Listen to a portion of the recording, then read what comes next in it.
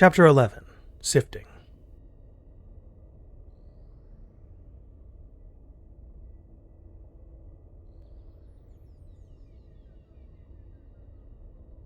Hoplite dragged a massive tank-sized chunk of rock free from its position atop a small mound of rubble, the grinding of stone against stone loud in his ears. He then heaved it down the hill toward an unoccupied area, where it would impact the bare soil away from any workers. Hoplite had taken care to ensure the rubble he tossed didn't injure or kill anyone while he searched. The last thing he wanted was to crush a civilian by accident. The piece he had just tossed would certainly kill anyone unlucky enough to be in its path.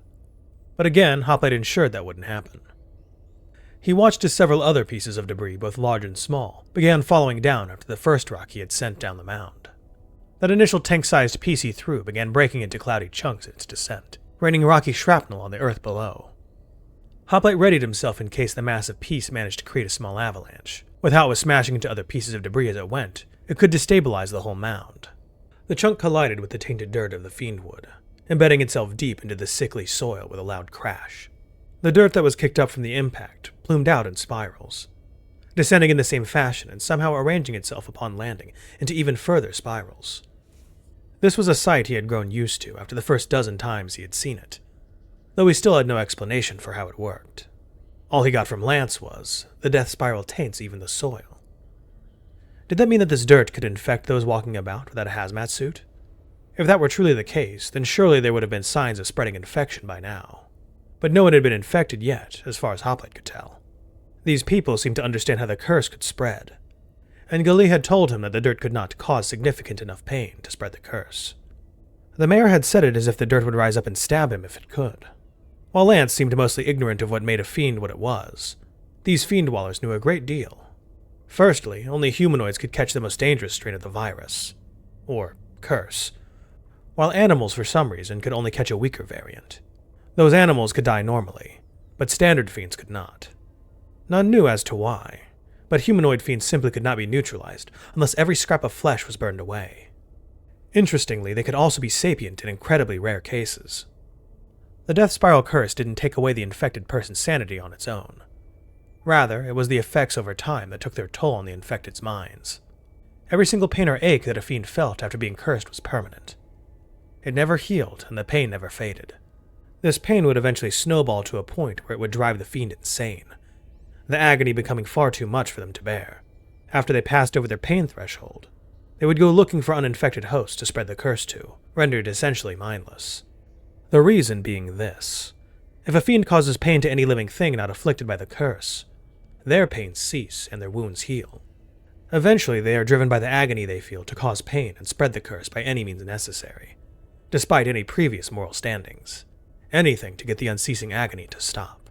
This information actually made Hoplite feel bad? Yes, bad for the wretched infected. The feeling of sympathy was a rare one for him. Hoplite rarely felt it for anyone, even fellow Turnans falling on the battlefield. It was a privilege to die for Turna and the octopus after all.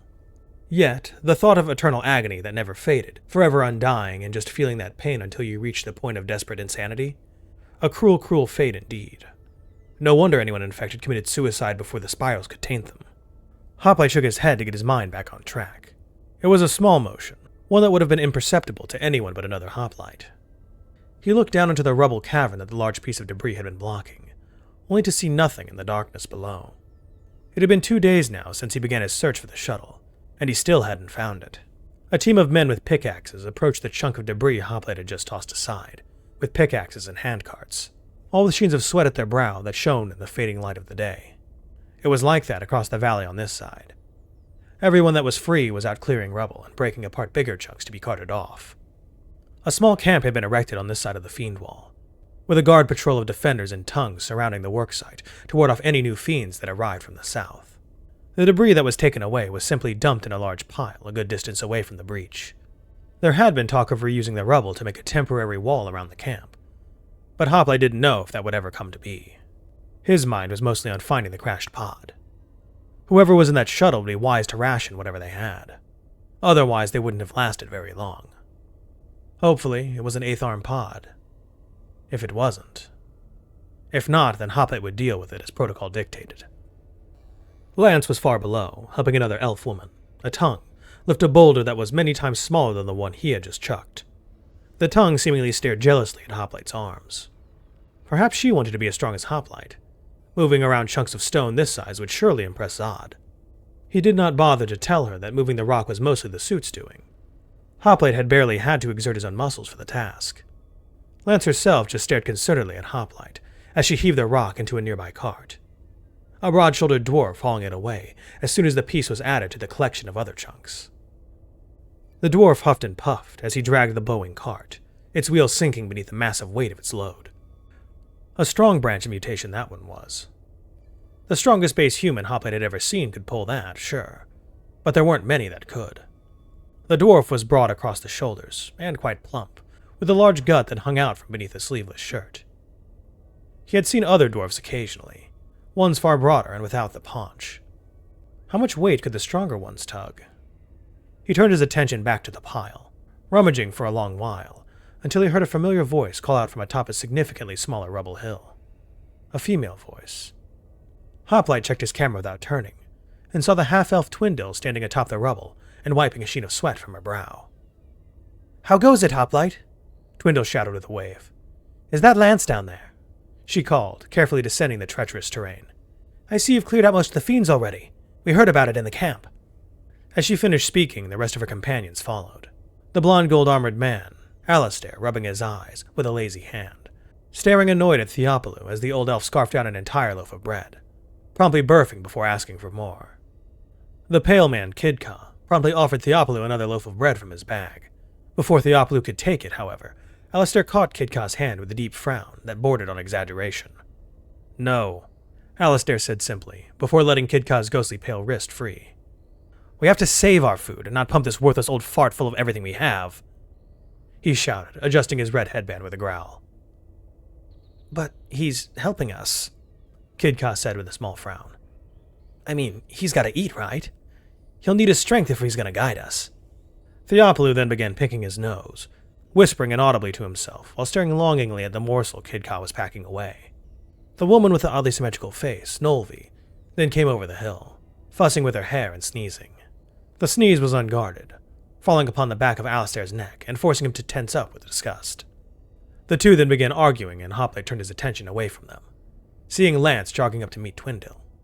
Hoplite turned away, lifting yet another large boulder to reveal nothing below, and tossed it aside as he did the last, continuing as he half observed the interaction between Lance and Twindle below. "Twindle," Lance shouted happily. "It is good to see you again. I am afraid I haven't had the time to do as you requested. I don't suppose you found out who it is yet," she said, clutching Twindle's hands on her own. Twindle smiled, that small scar at her lips tugging it down slightly as she shook her head. "No, I'm afraid not. I'm beginning to suspect that he may not have been a watcher." Lance sighed and let go of Twindle's hands. "Well, if you're from Umant, then I don't know who else it could be. Maybe an overly curious elf from the Bastion?" Twindle put a hand to her chin in thought. "Maybe, but... Well, I'm not sure if you know, but Umant does not... That is to say, pure-blooded elves are..." She continued slowly, her eyes sinking to the dirt. Lance put a hand on her shoulder. "It's okay. I know all about what they do." Lance looked angry at the mention of Umant, furious even. What was this Umant, and what did they do to pure-blooded elves? In truth, this wasn't important to his mission, but listening in was distracting him from the growing frustration he felt from not finding the pod. He then heard another shout from the hill, and turned his attention that way, seeing the red devil-looking mutant Elam with his gray-patched arm stretched high, waving to Hoplite. "Ho there, Hoplite," Elam yelled. "I heard that there was another one that fell here. So tell you what, we'll make it a contest. Whoever finds it first owns it. What do you say?" Elam shouted as he began to descend the rubble. "I warn you, though, these horns are lucky and will guide my path. Best to give in now and settle on splitting the loot with me." Hoplite didn't respond, keeping his attention on his work. "Don't be like that," Elam whined, stumbling and almost tripping as he gestured that graying hand towards Hoplite. Had the tumorous gray patch grown since he had seen the red mutant last? The bulging vein seemed to have broadened and lengthened across the limb. Likely it would need to be amputated if it was cancerous. He doubted these people possessed the technology to cure such a strange growth. Yet, was that truly cancer? He'd never heard of tumors growing externally. It didn't matter. He was hardly an expert on the subject of exotic skin diseases. Now that all the rest were here, where was the angel Baumiel? Maybe the man had thought it wise to keep the mutant out of the sight of common people.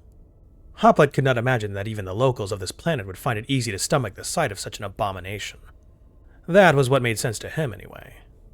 Hoplite moved aside another boulder as the party approached him, with Lance leading the way. They all stopped at the foot of the rocks he stood upon, craning their necks to look up at him. He paused his work and cocked his helmet their way, waiting for a response. "We can help with the boulders if you want," Kid-Ka said, scratching his neck. "We thought we were coming here to fight, but it looks like that's all done with." Twindle nodded. "Well, from what I hear, there are still fiends that are coming across the Great Bridge en masse. It's a simple matter of keeping them away from the clearing efforts," she said, sparing a glance for Kid-Ka before turning back to Hoplite. "So when they do show up, we'll fend any off, and when there are none, we will help the fiend-wallers clear this out." Hoplite simply nodded before turning back to his work. As Twindle said, the rest of the party began to work on clearing the rubble, alongside the rest of the defenders and Hoplite. Despite Kid-Ka and Nolvi's frames, they were still capable of lifting far heavier rocks than they should have been able to. Before, he would have said it was bionics. But nowadays, Hoplite wasn't too sure. S.T.A.L.K.E.R outlifted everyone, save for Twindle, who still was capable of picking up table-sized chunks of stone on her own. Twindle seemed to be physically the strongest, despite not being any taller than Lance.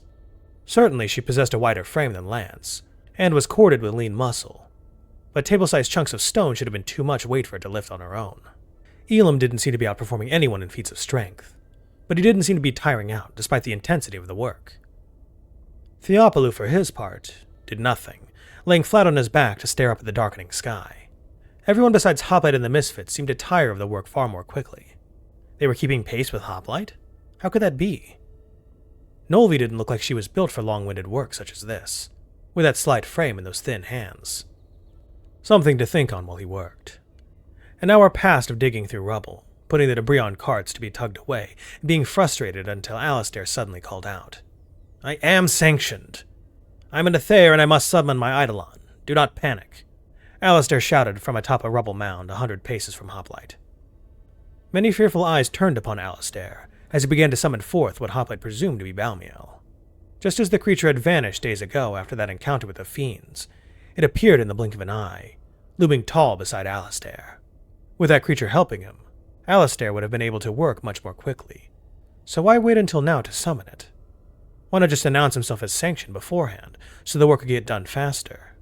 Many shouted in fear, and a few ran when Baumiel appeared, its slathering lower tongue licking up small pieces of debris as the upper half folded its arms, its all-too-human eyes staring down upon the mewling mortals beneath it. At least, that was the impression it gave off.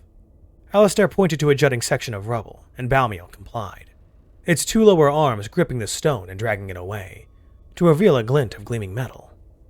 Hoplite leapt from his position, and quickly scrambled up the rubble toward S.T.A.L.K.E.R and his angel, more people screaming as Twindle brought out what she was insisting were sanctioning papers.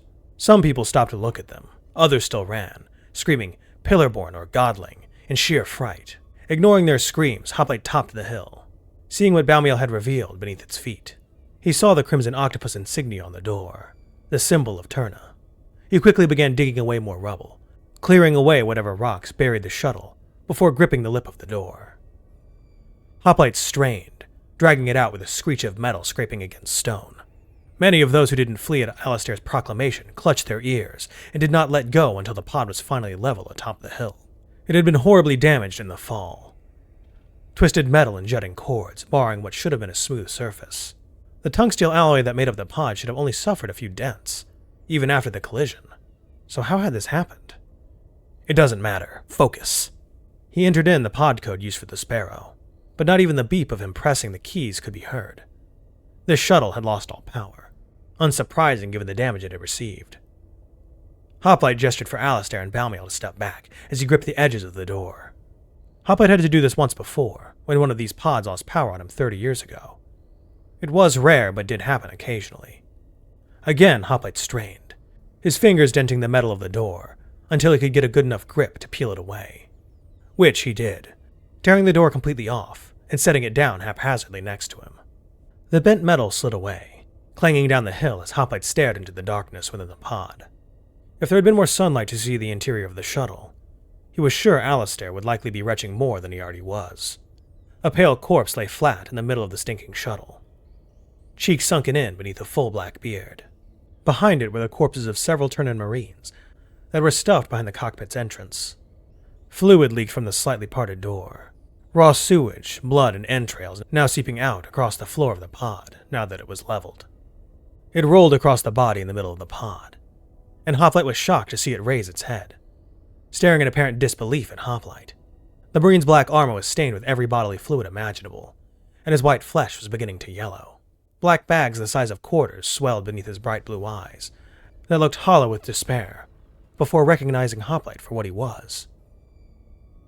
"Sir?" the Marine said with a trailing cough. "What took you guys so long?" Hoplite stepped in, caring not for the vile fluids that rolled around his boots as he gently lifted the man from the ground. The Marine had apparently removed his helmet at some point, revealing a head of close-cut black hair that shone in the waning sunlight as he removed him from the pod. "It's cold out here." The Marine coughed with a shiver. He was a brawny man, but those hollow cheeks spoke of a lack of food. Had he not been able to eat because of the reeking stench of the pod? Dried vomit caked the man's beard, and a split in his scalp indicated that he had at some point hit his head. The wound was festering, the sewage that had splashed into the wound exacerbating the infection. If only Hoplite had been quicker. If only he... No, now was not the time for that. He carefully descended the hill, the Marine groaning with every step, until finally they both reached the tainted soil. "Cold," the Marine repeated. A small whispering crowd gathered around them, all staring with wide eyes at the two turn-ins. "What's your name, Marine? Stay with me," Hoplite ordered sternly. "I need medical staff ASAP. Take me to them now," he nearly growled, tilting his head up at the crowd. Twindale came running up then, her usual smile gone and replaced with a determined frown. "I know where the medical tent is. Please come with me, Hoplite. There are things I can do for him, but after that it is in the Pillar's hands." "My name's Michael, sir." "Name's Michael. Is Nate with you?" the Marine rasped, empty eyes looking around at the gathering crowd before focusing back on Hoplite. "Please, sir. I'm so cold. Can you get me a..." Whatever he had been about to say was cut off when his head fell back, limp against Hoplite's arm. Those blue eyes began to glass over, staring at nothing as his breathing ceased. Hoplite adjusted his grip and quickly pressed a gentle finger to Michael's neck. No pulse. "Whatever you're going to do, do it now," Hoplite shouted, turning his body fully towards Twindale, who stared worriedly at Michael. "Athena, please," she whispered, placing a hand to Michael's brow. "Let his diseases be cured. Let his heart beat. Let him continue to be tranquil in life." A warm golden glow then emanated from her gloved hand.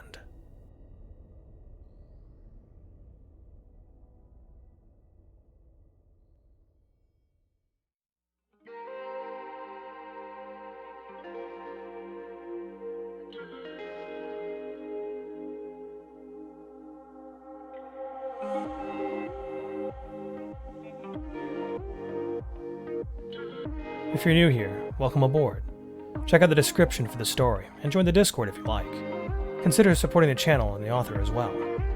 It's a dangerous world out there, but remember to be brave and look up to seek the stars.